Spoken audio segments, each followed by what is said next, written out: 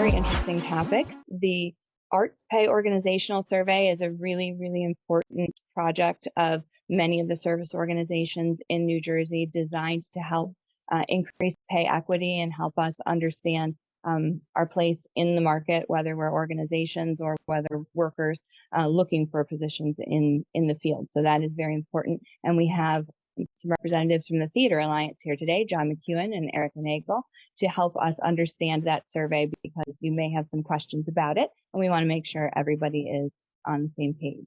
And then we're also going to hear about the LBI Open Artist Tour, which is a very exciting program that's happening over the summer. We want to talk to some LBI artists and learn all about that program and where you can check out art in LBI. So we have a lot to cover today. I'm going to stop sharing my screen and I'm going to turn it over to John and Erica to get started with their presentation. Great, thank you all so much. Let me make sure that you can all see that slideshow. Maybe thumbs up, amazing. Great. So happy to be here. I'm Erica Nagel. I'm the Deputy Director of the New Jersey Theater Alliance. We're always so happy and grateful to partner with the South Jersey Cultural Alliance under Julie's leadership. And this is a project that has really come out of collaboration with the service organizations across the state. Just as a way of visual description, I'm a white woman in my early 40s. I'm wearing sort of a blue, sort of somewhat floral patterned shirt. I'm in my parents' office room where I'm visiting for a little bit, which is in Western Massachusetts on Nipmuc land. And I'll turn it over to John to introduce himself. Thanks, Erica, and happy to be here. And thank you, Julie, and everyone at the South Jersey Cultural Alliance for inviting us to your webinar session today. Looking forward to sharing this important topic with you. My visual description is I am a white cis male in my early 60s with brown and gray hair parted on the side. I have a mustache and beard. I have clear framed glasses with bright blue legs. And I'm wearing a button-down red and white checkered shirt. And I'm coming to you today from the South Orange Performing Arts Center, where this meeting is being recorded. Where I'm working with our auditor, actually. And South Orange is home of the land of the Lenni Lenape, and delighted to once again be with you. So we're going to give you a little bit of background on ArtsPay NJ, which some of you may already be familiar with, and then we're going to go deeper into just a little bit of true technical assistance to walk through what the survey looks like and when you're working on it. But what is ArtsPay NJ? So it is a long-term project to build pay equity. One of the initial portions of this longer-term project is these 2 surveys that have gone out. And that will really allow us to get a snapshot and some baseline data of current compensation levels in the state. This whole project really came out of what they call a community of practice that the State Arts Council puts together, bringing all of the different art service organizations together to talk about trends in the field, things we're seeing from our members. And something that came up repeatedly was the notion that arts organizations and arts workers want more transparency around pay, more data that they can use as they're setting compensation levels, et cetera. And so the art service organizations came together to hire a consultant who really has that data analysis and research expertise, and together put together this project. So the consultant that we're working with is Baker Richards. They're a UK-based arts research firm. I won't read every word on this slide, but we were so excited and happy to meet them. They're really a leading international provider of this kind of research. They've worked with organizations worldwide, Not as much in the US, but if you go on their website, they actually specifically shout out New Jersey because they're excited to be working on this project with us and to be bringing their work across the pond, as they say. And part of why we were so thrilled to work with them is that they have a real track record of exactly this kind of research around compensation. This is a project that they've run several times. So they have more than just a snapshot or baseline data. They have that and then multiple phases of the project for several years. I think it's over the course of 6 or 7 years, so that they can track trends in compensation. They can see where gaps have opened or closed. And you can see, maybe I'll try to put that in the chat as we get closer, or maybe somebody else can. But you can get a sense of the kind of report that they put together for the UK around arts compensation. So thrilled to be working with them. We were very lucky to have David Reese, who's one of their lead consultants and our lead partner on this, at a previous webinar. And so if you want to hear directly from him, you can see that recorded webinar on the ArtsPayNJ.org website. So why this project is important. So first of all, as Erica mentioned, this project has 2 phases. So hopefully many of you did complete the first phase, which was actually getting data on the individual arts worker in our state. So we're hoping that you and your colleagues had a chance to complete that survey. Actually, even though it closed a couple of weeks ago, if folks for whatever reason did not get a chance to do that, our consultants did keep that link open. So you are still able to go in there and complete the individual worker survey. That's really important for us to get demographic information on the workforce in our state. This second phase is, as Erica mentioned, the organizational survey, so that we can have the information on nonprofit arts organizations throughout New Jersey. As Erica mentioned, the reason that this project's important and that we're all working on it together is that, as you know, there's many surveys out there, regional surveys, national surveys for the arts, but New Jersey is usually just a very, very small piece of the pie, if it's captured at all. So we're unique, as you know, because we're sandwiched between 2 large markets, New York and Philadelphia. So New Jersey, in our unique issues, are often overlooked. So there's this lack of information. It really hurts us as organizations, and it certainly hurts our workers. We need to be more transparent. We need this data in order to move towards a more pay equitable sector.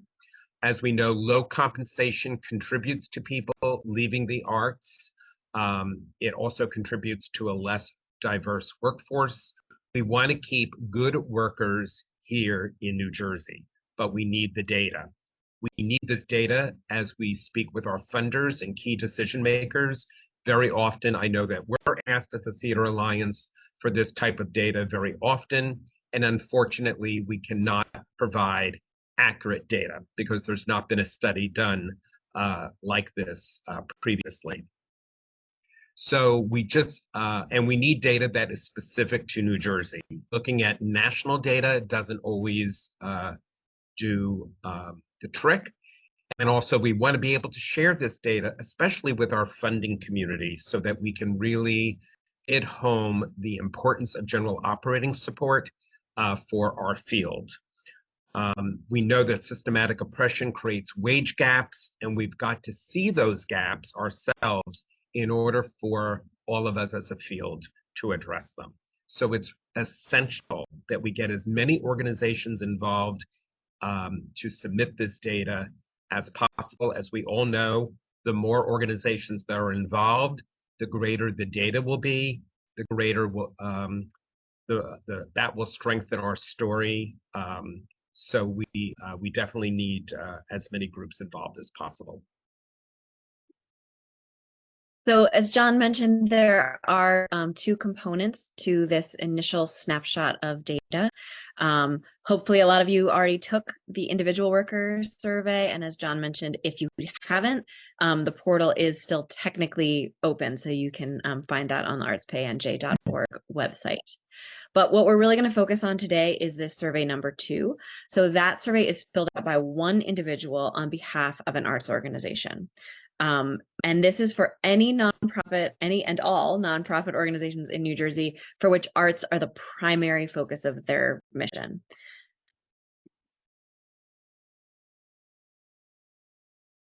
So how are you going to get started? As Erica mentioned, first identify the person at your organization who's going to complete the survey on your organization's behalf. That might be the executive director. It might be the finance director or somebody who does payroll for your organization, your bookkeeper perhaps. But it is one individual who's going to complete the data on behalf of the organization. The length of time, it will really depend upon how many employees and contracted workers that your organization supports. We recommend, first of all, that you gather all the payroll information first, and that you have access to also all the information of any benefits that your company might be offering. So gather all that information first. You must have at least one paid staff member at your organization in order for your organization to participate. If your organization does not offer any employee benefits, that's fine. We still want to hear from you, so please complete the survey. But again, at least one paid staff member at your organization. And it could be a part-time. Perhaps you have a part-time director at your organization and they're not full-time. That's okay. We want to hear from you, but at least one full-time or part-time paid position. So now we're going to get a little bit into the nuts and bolts of how the survey looks when you go into it and the questions that you'll be asked. So to complete the survey, the best place and the easiest to remember, we think, is artspaynj.org. That will take you to a page that has a link directly to the organizational survey, a link directly to the individual survey. It has some FAQs that particularly outline kind of the background of the project, why it's important, things like that. So go to artspaynj.org and then you can just click take the organizational survey and it will take you directly to the survey. The survey really has two parts, which we'll get into in a moment. There are more sort of general questions about the benefits that your company offers, the budget size of your company, things that give sort of a broader picture of your organization. And then there's a salary spreadsheet. And we're going to walk through that in a lot of detail through each column. But that spreadsheet you can download on the front page of the survey. There's actually a couple places throughout the survey where you can find it and download it. And that's what you're going to use to fill in that information, and then you will upload it back into the survey. Within the survey, once you've clicked to take the organizational survey, you can also download the questions, the rest of those general questions, as a PDF preview. And that's actually what we're going to kind of walk through in a moment. So hopefully this pops up and you all can see it. Does that show up for you all? Yes. ArtsPay NJ organization? Wonderful. So this is what the PDF preview will look like. This is not exactly what the portal will look like, but if you really want to see that before you hop into it, again, you can look at the recorded webinar where David from Baker Richards was able to open that up. But this will give you a good sense of all of the questions that you can expect. So it asks for the name of your organization. That really is there just so we can track which organizations have already completed it and don't bombard them with reminders. So there will never be a time when the name of your organization and the rest of the data that you have provided is shared with any of the art service organizations or the general public. None of that. Only Baker Richards will see the name of your organization connected with your data. But again, it's there so that if you've already filled it out, you're not getting emails directly from Julie Dear Jane, please fill it out when you've already filled it out. We'll ask for the zip code, the job title. That's really there so that we can see who among organizations is most likely to be filling this out. So as John said, it could be the bookkeeper, the finance director, the executive director, but that will help us in the further phases of this project to just make sure that we're targeting appropriately the people that should be participating in this. So most of the questions are drop downs where you'll just pick, right? So how many administrative staff are employed? There might be none, all the way to more than 500. Contracted freelancers, casual staff, artists, etc. over the course of a year. So use your best guess. This is not, going to the IRS. This is, if you think it's like, it's between 26 and 50, that's why we have the ranges there. We do ask about unpaid interns. If you have paid interns, they would count as, depending on how you pay them, either as contracted freelancers or as administrative staff employees. But we also are curious, just what is the makeup of the field in terms of unpaid interns in the field. So we would like to know that. And then same thing with the volunteers. So although you won't be entering any kind of compensation information for unpaid interns or volunteers, we still want to get a sense of how many of those folks make up our workforce. So here's where you'll load the spreadsheet, and we're going to put a pin in that, and then we'll look at the spreadsheet a little bit more in detail. But you'll be able to see that you'll be able to download it right there. Asking whether you're fiscally sponsored by another organization. If so, who sponsors?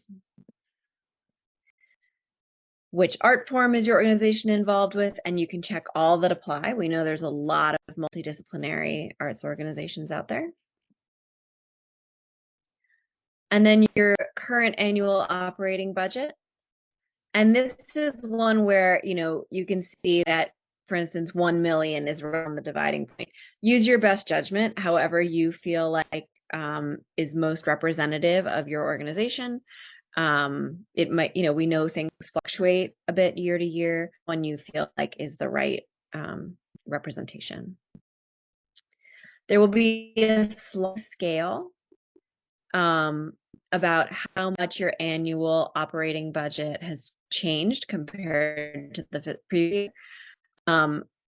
You'll see here, if there's been no change, then click the slider. So even if you're doing 0%, you'll want to click it. Otherwise, it will tell you that you haven't completed the question. And was expected to change in the next fiscal year. You'll see there's a not sure button because you may not be able to predict that. But if you know, for instance, maybe there's funding that is going away, or some new funding that you anticipate, or some kind of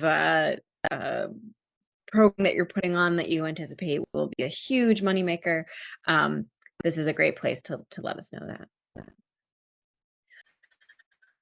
Approximately what % of your annual operating budget is used for compensation for personnel support, including staff and artists?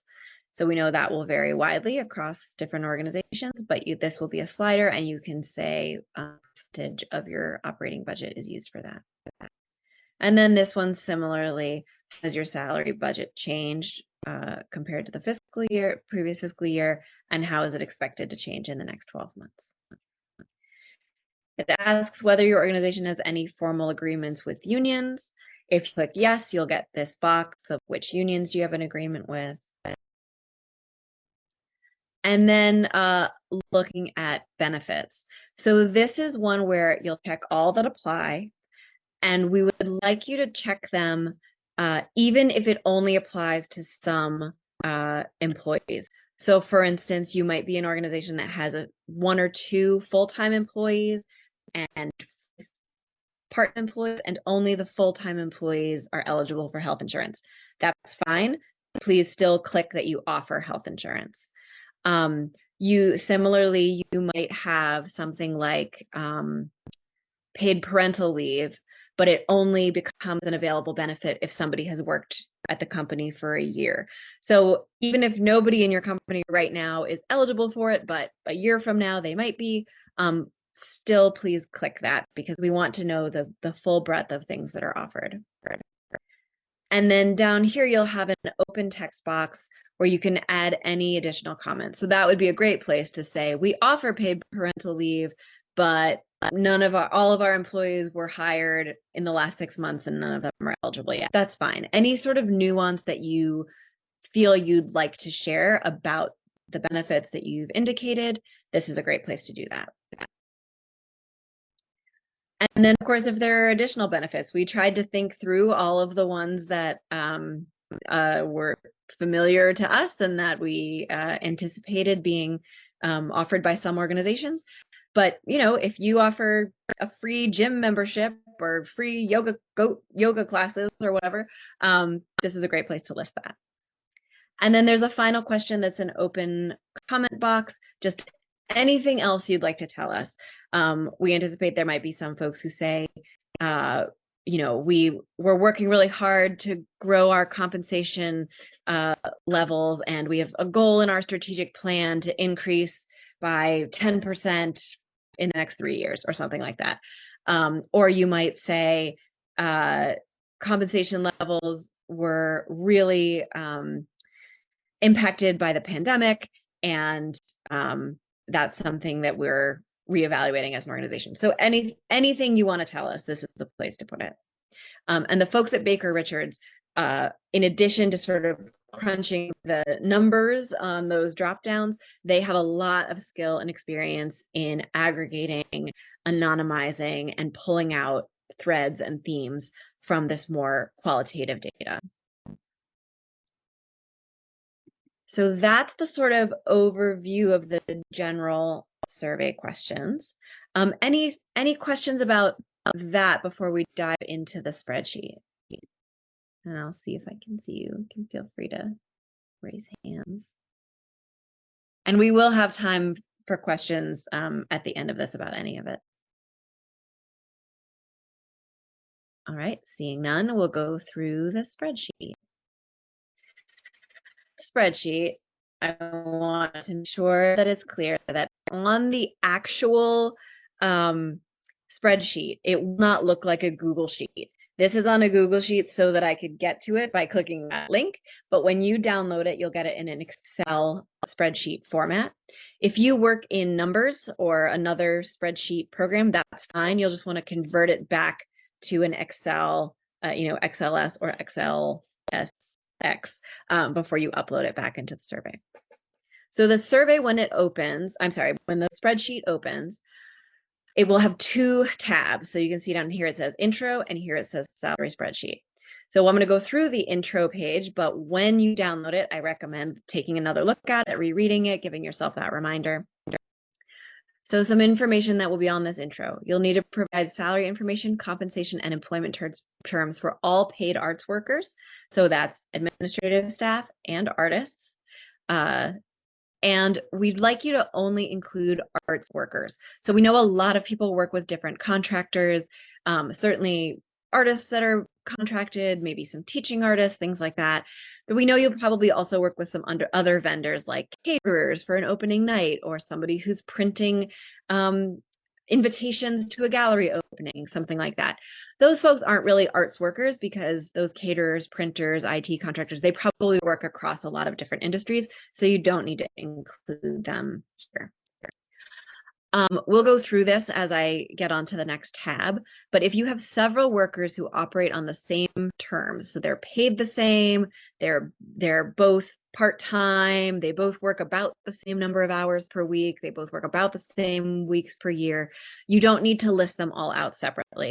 I know that for me and for John, because we come from the theater world, a lot of our member organizations hire, you know, 50 actors a year. Well, if all of those actors are paid the same weekly rate and they work about the same weeks per year, we don't want someone to have to type in actor 50 times and then identical information across. So there is a column, and I'll show you in a minute, for how many workers those terms apply to. And if it's 50 actors, you can write 50 and save yourself that time. We do, as I said, want you to include paid interns. We know some people have paid interns that are paid through payroll, in which case you would put them in as a hourly part-time employee, and some that are paid on a 1099 as a stipend, in which case you put them in as a contracted worker. Either way, totally fine. We just want to make sure they're captured in this information. If you pay the same worker different rates, we would like you to enter the highest pay rate, or whichever pay rate you think is sort of most representative of the majority of their time. And then we have a notes column in the spreadsheet where you can offer further nuances. So I used to run an education department at a theater. We had many, many teaching artists who were paid one rate for instructional time, one rate for prep time, and one rate for meeting time. I think we even had wait time. So our timesheets were a nightmare, as you can imagine. But if I had been filling out this spreadsheet, I would have found myself a little bit confused because I wouldn't have known where to put that. So what we wanted to make clear is that put the role that you think is the rate that is most representative, so probably the instructional rate in that example, and then use the notes field to offer that detail and nuance. You will see when I go to the next tab that there are some some rows that are grayed out. We've offered those as examples. We've had some questions from people of like, what am I supposed to do with the grayed out rows? You're just supposed to have them there for your information. You can delete them, you can ignore them, but they are not meant, you're not meant to go in and adjust them for your own organization. They're just there to show an example of how somebody might fill in the spreadsheet for that role. And as I said, you'll need to upload it as an Excel document. And if you're working in another program, just make sure that you transfer it into that format before you upload. So here's what the spreadsheet will look like. These are those example rows that I mentioned. We're actually going to pretend they're not there for just a moment, and we'll talk through. In the spreadsheet, you've got the sort of top level fields and then a little bit more detail information, just as a reminder of what we mean by that field. So we'll go through it and we'll just use what should be a pretty simple example. So let's say you're an arts organization with an executive, one full-time executive director. So you would put their title, and then this will be a drop down. So they're paid through payroll. They're a W-2 employee. If they're paid as a stipend, freelance, contract, if they get a 1099 at the end of the year, then you would hit choose contract worker. So we're going to choose, oh, I'm the worst at typing in front of people. It's just the worst. Executive. Okay. We're going to say you've got one executive director. Their work area. This is a long drop down. It's not a choose all that apply. It's just choose one. So just do, your judgment, whichever one feels the best. So for this executive director, I'm going to put administration. Terms of employment. So this is where you're going to indicate whether they're full-time, part-time, or project-based. We are defining full-time as 35 plus hours a week, which is articulated in the spreadsheet. So let's say that this is a full-time executive director. Their compensation terms. So this basically, it's not how often they are paid. It is what is the unit of time that you use to calculate their payment. So if you have a part-time worker who puts in a timesheet at the end of every week, it's likely that they are paid on an hourly basis. They might be paid on a weekly basis, some of them. For a full-time executive director, we're going to say that they are paid annually, or I'm sorry, they're salary is calculated annually. And let's say that this director makes $50,000 a year. So for this compensation amount, what's important about this column is that it is related. I don't even know if you can see my cursor. Hopefully you can. It's related to this column. So column H here is related to column G. So if you choose annual, then you're going to want to put their annual salary. If this, let's say this executive director is paid hourly, you're not going to want to put $50,000, even if that is what it sort of adds up to annually, because they'll make it look like the data is that they make $50,000 an hour, which wouldn't that be nice, but it is unlikely. So if they were hourly, you might put, they're $20 an hour. But for this imaginary executive director, we are going to say they are paid annually and they make $50,000 a year. Average number of hours of work per week. So for this full-time, annually salaried executive director, it's likely going to be 40 hours a week. In the individual survey, we had a question about how many hours that worker is contracted to work and how many hours they actually work. We absolutely know that this imaginary executive director might be working 50, 60 hours a week, but their compensation is meant to reflect a sort of standard 40 hours a week. Unless that's not the case, unless they are really contracted to work, 60 hours a week. So what we'd like in this column is really what their on paper number of hours that their job is meant to entail. If you feel like it's important for us to know, you're the executive director, you're filling this out, you're putting 40 hours a week, but you work 45, 50, 55 hours a week, the notes column is a great place to put that if you feel like it's important for us to know that about that compensation. Then the number of weeks they work in a year. So this will include paid vacation time. So let's say this executive director gets 2 weeks of paid vacation. You would still put 52 because they are compensated for those 2 weeks a year. But we know there are also arts organizations that operate on a more seasonal basis. So you might have somebody who's considered full-time, they have an annual salary, they work 40 hours a week, but they only, but their organization is closed during the summer. That is probably not the case in a lot of South Jersey, but it's they're paid for 42 weeks per year. And then again, here is the notes column. The world is your oyster in the notes column. You can leave it blank if you want, if there's nothing that you feel like you need to share with us.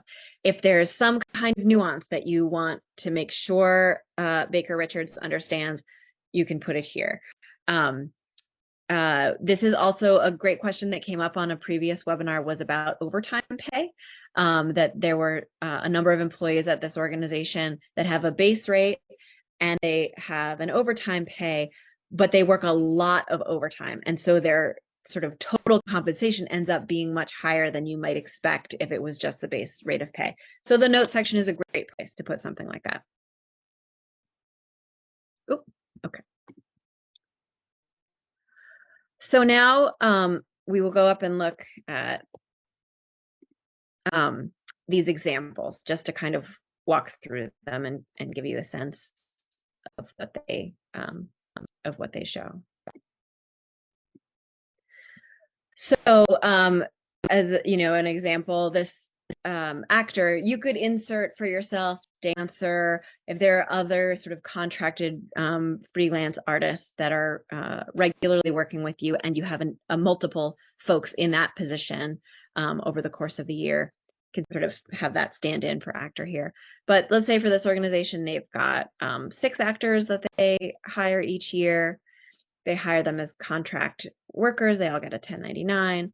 There are 6 of them that have basically this same terms of employment. In the drop down, performing or creating, that's what probably most artists of any discipline are going to be categorized as.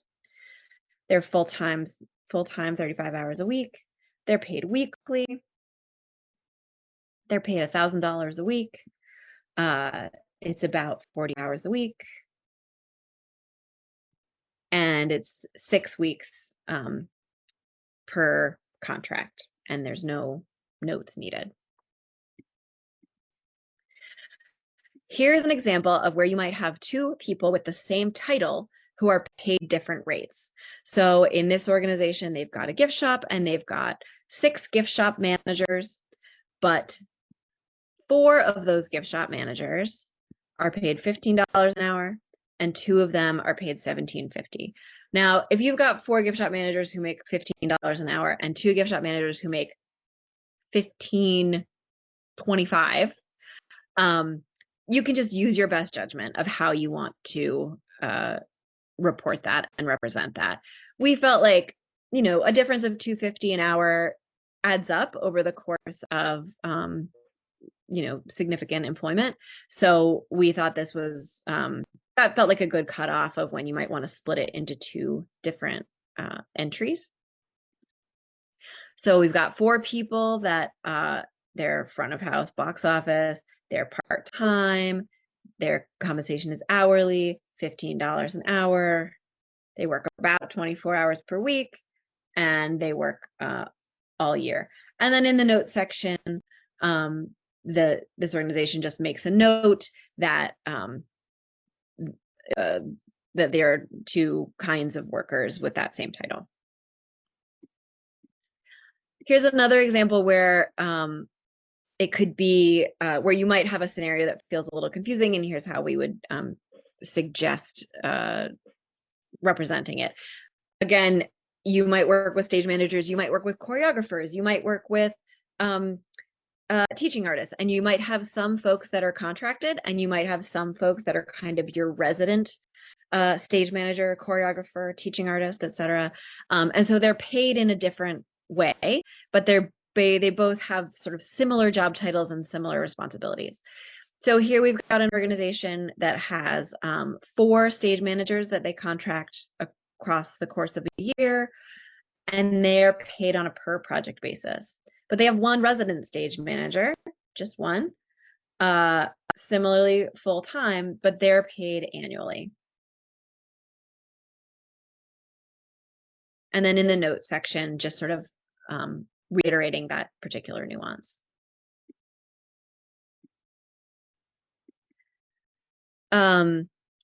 Here's one that's very much like the executive director we just did. This is the sort of like simplest version of just a full-time annual employee. This finance manager, you've got 1 of them. They're doing finance and accounting. They're full-time, paid annually. They have a $90,000 salary. They're working 40 hours a week, and they're working 52 weeks a year. No real notes needed for that one. And then here's an example of what I mentioned of someone who's paid multiple rates for the same title job because what they're doing varies. So this teaching artist, they're a contracted worker. They are, and again, we know that that's different at different organizations. You might pay them through payroll. You might pay them on a contract. You've got 2 people doing that. They're teaching. They're part-time. They're hourly. It's $60 an hour, 10 hours a week, 16 weeks a year, and then their various rates are noted in the notes section. We had somebody ask at the last webinar about like a contracted, just a sort of what's the simple version of just a contracted artist. So I'll just put one of those in so you can see it. So let's say that's a muralist. They're contracted just to do this project. There's 1 of them. I would say they are performing creating. They are project-based. They are paid per project.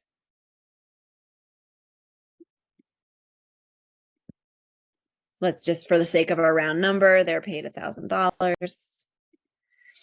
And then you would, again, you'd make your best guess. here on the average number per week. If it's, let's say it's a 6-week or an 8-week timeline for them to finish this mural, who knows? Some weeks they might paint for 5 hours, and some weeks they might paint for 30 hours, or the planning time is different than the execution time. So you can average it out, sort of whatever feels right and representative to you. Again, nobody's going to be going back and like, looking through your payroll documents. You just whatever is the best representation. So let's say 15 hours a week. And then again, in the notes section, you could put whatever feels relevant to you to make sure that it is representative of what you're up to.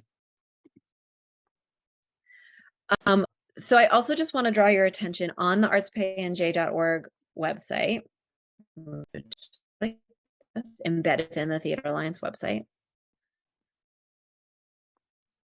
Here's where you can go straight to the survey. And here is an FAQ that is specifically for organizations. So it actually talks through a lot of what we've gone through.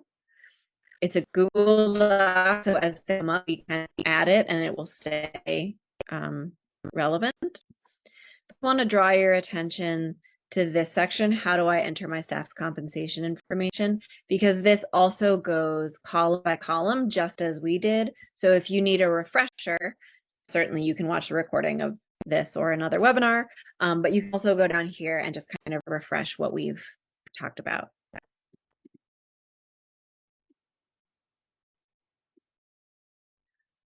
John, do you chat about what will happen to the data? Oh, you're muted though. Yes, can you hear me? Sorry about that. The data is going to be collected and analyzed by Baker Richards, our consultants. I just once again want to reiterate that this data is completely anonymous, that your organization's not going to be named. If a specific data set is too small to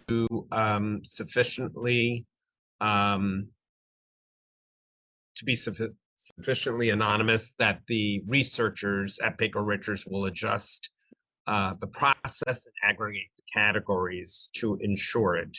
But if there's a question, the whole reason that we do ask for the person within who's completing the survey and your organization is in case Baker Richards does have a question, they'll want to circle back to the organization.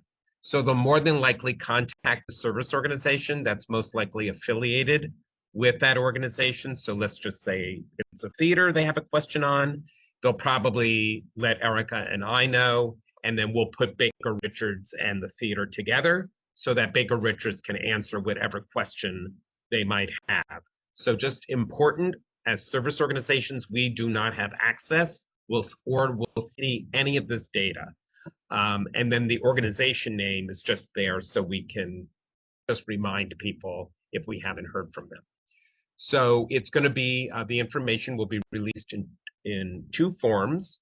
There will be a written report that Baker Richards will provide the field, and they are putting together a public dashboard. We, of course, will have a webinar to show the field how to utilize that public dashboard. Well, you'll be able to dice and slice information.